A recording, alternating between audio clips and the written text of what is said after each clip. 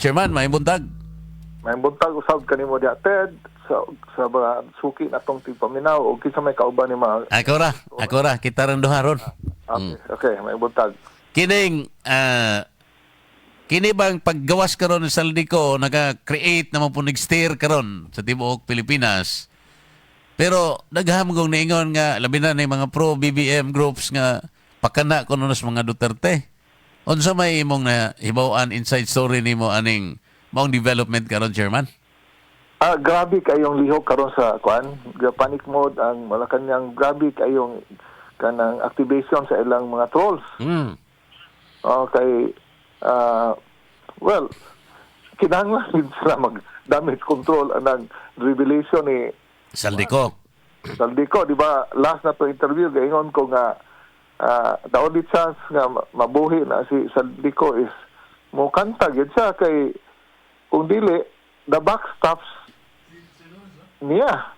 Pat yun siya. Wala lain nga ma-blame sa tanang anomalya siya ragyod.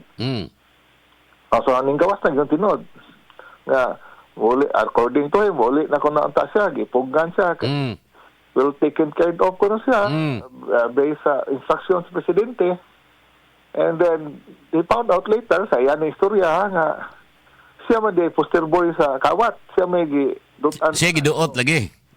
So ning kanta na siya sugod because dili na to ikalimod nga before na si Insults Politica bilyonaryo naman nadaan si Saldico. Sa iyang sitwasyon karon nga tago-tago siya, wala siya kuan ilaga. Di ginalalim. Lalim. Lalim. Kunya napagi kuan fear sa iyang kinabuhi kay kanang possibility nga i-liquidate siya taas gigay na to the masterminds kanang skin o whoever by mastermind, although iyan nang implicate ang presidente o ang speaker. So og tinuod na yung istorya, so peligro gid yung kinabuhi kay as I have said, unsa may mas labaw kinabuhi ni Saldico o ilang duhang kinabuhi. Mao lagi. So may choice nila na wagi sila choice. So karon ang timing pag yun, preload kanang part 1 is preload sa takong rally nga mahitabo sa Correct. 1920.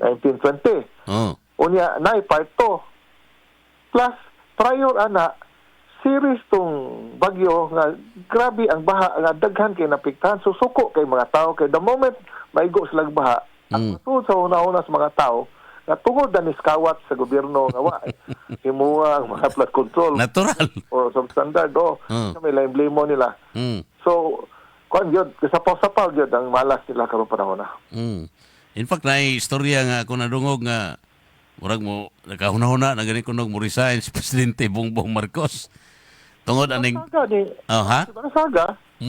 Na statement nga 2 weeks from now, that was 3 days ago nga mo resign na si BBM unya mo na naglayas si kaning Tamba. In fact, ang pamilya ni Tamba to na mas gawas. Adi ay. Ay murag di maglisod na gyud siguro sila pugong aning kainit karon sa mga tao tungod aning mga developments nga nanggawas. Judging sa kanang imo ni kumpara ni katong panahon ni era pag karon, layo ra kay era po. Grabe ding problema karon, dako kayo niya. Unsa man nimo? Pila na man dollar karon, hapit na mag-60. Bitaw. O nga 600 kuno ka investor, wala mo dayon. Sus. Gawas pa na ang hot money nagawas na gipagawas si nga ang PSE nga Philippine Stock Exchange ang ilang volume dako kay drop. In fact, i-deny man to nga dihay 5 trillion kuno na investment unta dinhi sa Pilipinas nga nawa pagbuto aning issue sa lagi kining flood control pero deny man to.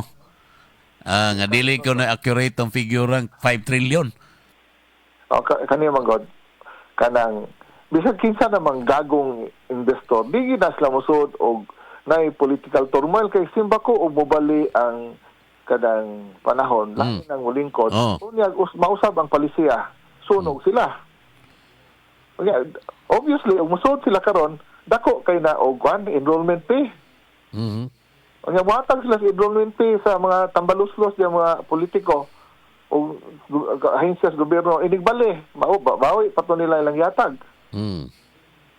So, Pero- ano ang problema diha? Pero kining allegation ba, Chairman, nga kuan ko no, ang mga Duterte kuno mo naas likod ani paglantad karon ni kuan ni Saldico sa imong tan-aw naa ka ni logic? I can categorically deny ana because duga di ba nag-istorya na to sa tong bulana ingon ko nimo hing try og reach out si Saldico sa kampo sa mga Duterte nga watag da. Mhm. Okay. Anong kinahanglan pa man nila tagdon?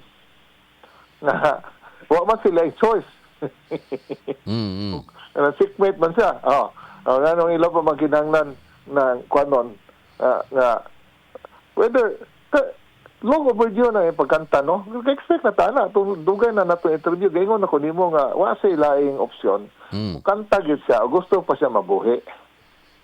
Mao lagi. So, Karon, kanta siya. Di na siya patyon.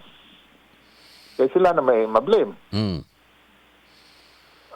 Usara may surambaw ni karon ang Pink. Okay. Ang strategy day sa Pink, sige sila grale, magsige sila istorya korupsyon, digi sila mo mention o resign, kay maghuwat sila nga ma-impeach or makonbikto si Sara, una sila mo yung resign, aron dili si Sara mo yung presidente. Mhm.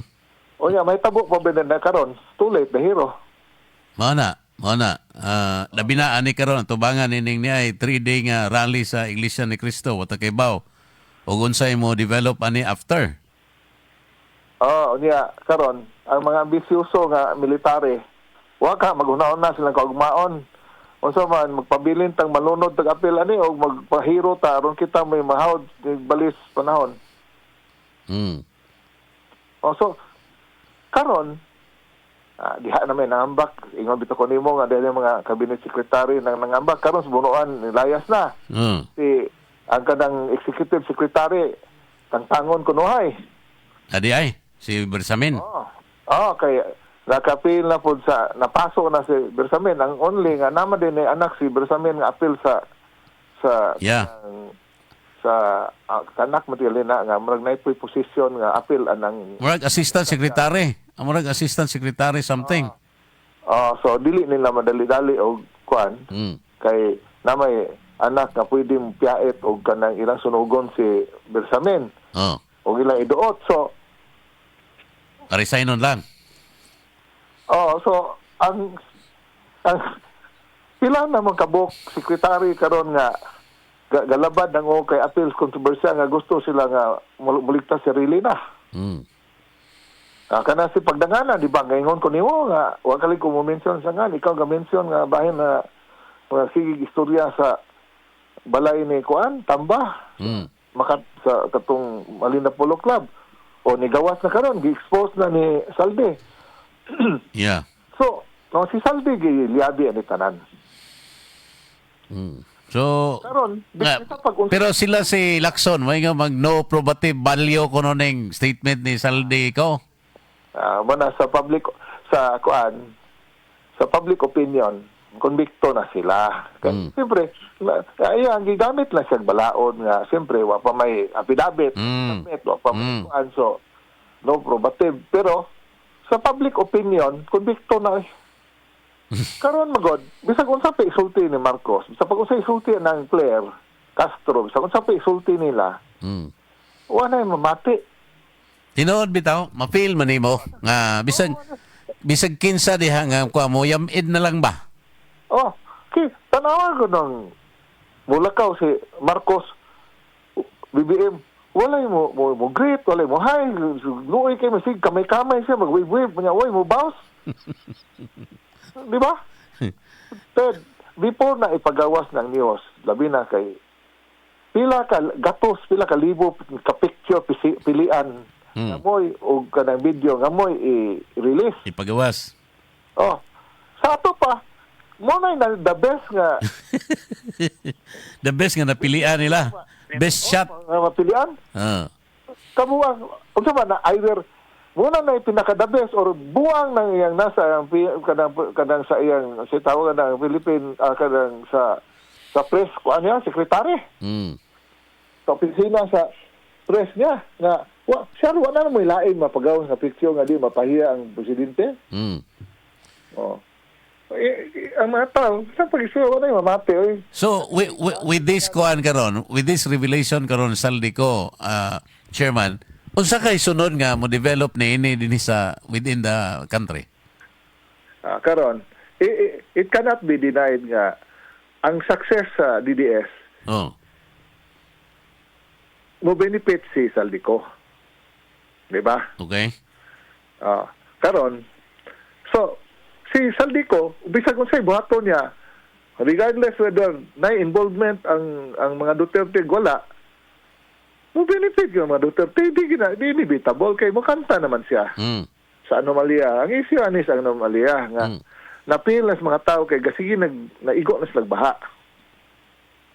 Unya nawa na ang mga investor ning down ang atong ekonomiya, ning down ang atong peso og wa na tay naong sa international community sa atong pagkatambaluslos diri sa Pilipinas.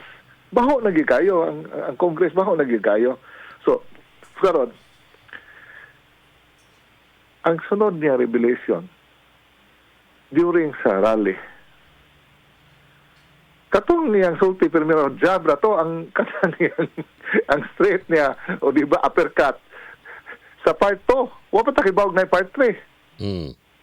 unya sa pagsagang nila na wag gali siguro gibate na sila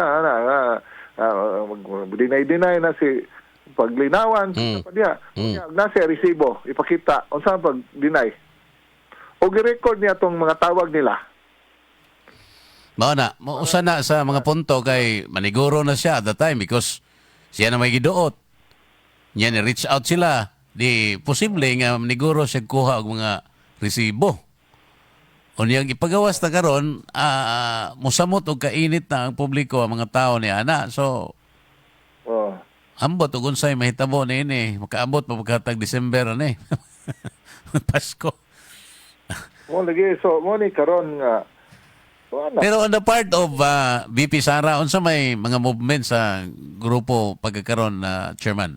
Wala ra? Bitaw ko, waban relax lang. Ang si Sara pod serving magodog mag-apil. Apel-apel siya. Siya may Beneficiary. mo na bitaw na ning kamot unya Ted na poy assassin sa mga military nga kanang gusto sila pero di sila gusto si Sara mo ibulingkod. Mao ba? Wala tayo kay Baog, duwa na geopolitical ang duwa na niya sa mga puti o sa insect. Oo. Okay, as I have said, ang Pilipinas, magi-stake ang puti o ang puwa. Di maginimawa. Sila. Wala tayo kay Baog sa duwa na nila, kay Lao man na, pero kay Baog, Pero kuha na reveal na ng laing attempt on Sara? dili attempt sa unsa kuan kanang gilugaw nila ang rally, gisabotahe nila. Ang movement ba? Gisabotahe. Di na masabot. Nilibog na sila. Sa una, sa last year, diha na may group chat ang mga pulis, ang mga kuan, init kayo, ang utana.